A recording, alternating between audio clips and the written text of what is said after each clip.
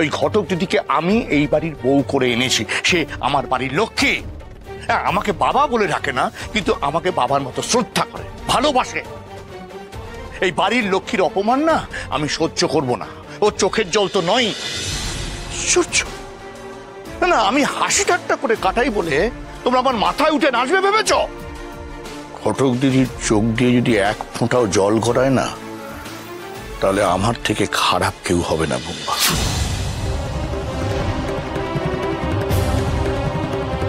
আমার ঘরের লক্ষ্মী যদি রুষ্ট হয়, তাহলে তোমার একদিন কি আমার একদিন, এই কথাটা মনে রেখো।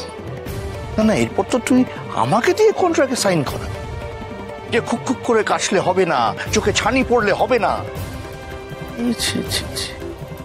এই তোমাকে মানুষ করেছি, সত্যি ভাবলে আমার কষ্ট হয়।